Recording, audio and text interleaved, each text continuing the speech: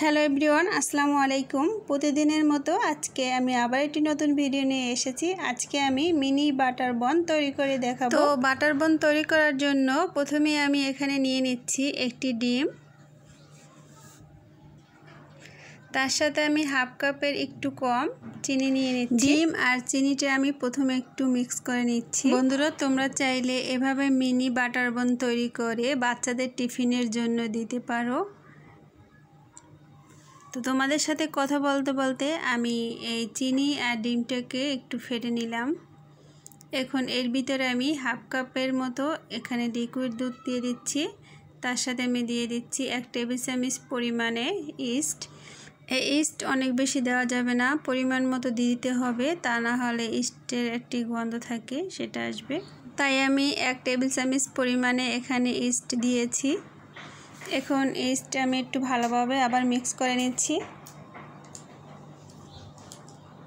এরপরে আমি দিয়ে দিব 2 টেবিল চামচ পরিমাণে রান্নার সাদা তেল আর দিয়ে দিব টেস্ট অনুযায়ী লবণ।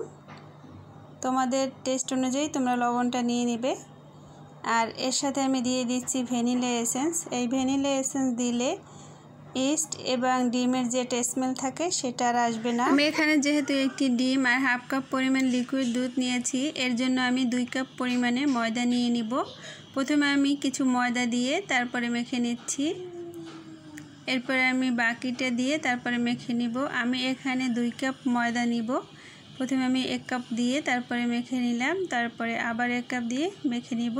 এভাবে অল্প অল্প করে মেখে নিলে এই ডোটা অনেক বেশি সুন্দর হবে।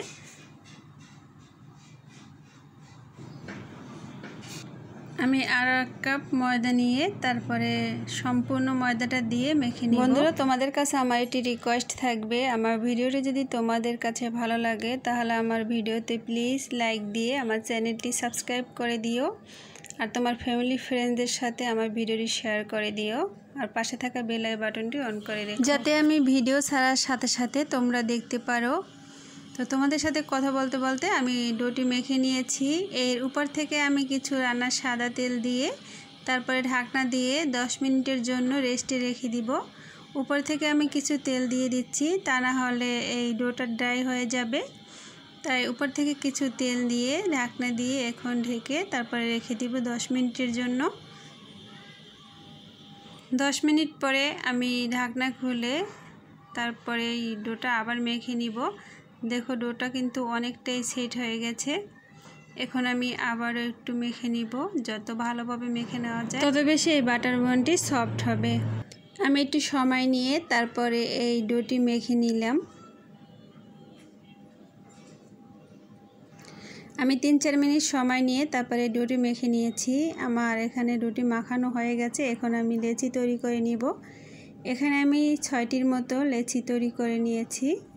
তোমরা তোমাদের অনুযায়ী এই লেচিটি তৈরি করে নিতে পারো। এখন আমি একটি বানিয়ে তোমাদের দেখিয়ে দিচ্ছি বাটার বন। আমি এখানে 5টি বাটার বন তৈরি করে নিলাম প্রথমে। এর বেশি এখানে দেওয়া যাবে না, তাই আমি প্রথমে 5টি বাটার বন দিয়ে দিচ্ছি। এরপর এটি ঢাকনা দিয়ে আমি ঢেকে 10 মিনিটের জন্য রেখে দিব। এরপর যা চুলার আঁচটা মিডিয়াম আঁচে রেখে দিতে হবে, অনেক বেশি জাল দেওয়া যাবে না। এখন আমি 1 চা চামচ পরিমাণে ঘি দিয়ে দিচ্ছি। এভাবে ঘি দিয়ে তারপরে বাটার বন ভেজে নিলে বাটার বন খেতে বেশি ভালো লাগবে আর বাটার বন থেকে এটি সুন্দর ফ্লেভার আসবে। তো বাটার বনগুলোকে আমি উল্টিয়ে অপর পাশ 10 মিনিটের জন্য ঢাকনা দিয়ে ঢেকে রেখে দিব। আর বন্ধুরা, আমি এখানে একটি পাতিলের উপরে তারপরে ফ্রাই প্যান বসিয়ে এই বাটার বন তৈরি করে নিচ্ছি। দেখো, গ্যাসের চুলায় খুব সুন্দরভাবে বাটার বন তৈরি করে নেওয়া যায়। তোমরা দেখেই বুঝতে পারছো যে এই বাটার বনগুলো কতটা সুন্দর হয়েছে। বন্ধুরা, তোমরা চাইলে ঘরে বসে গ্যাসের চুলায় এভাবে সুন্দর বাটার বন তৈরি করে নিতে পারো খুব সহজে। এখন আমি চুলা থেকে নামিয়ে বাটার বনগুলোকে একটি প্লেটের ভিতরে সার্ভ করে নিচ্ছি। তোমাদের আমি এখানে একটি বাটার বন ভেঙে দেখিয়ে দিচ্ছি। তো ভিডিওটি সম্পূর্ণ দেখার জন্য অনেক অনেক ধন্যবাদ। সবাই ভালো থেকো, সুস্থ থেকো। আল্লাহ হাফিজ।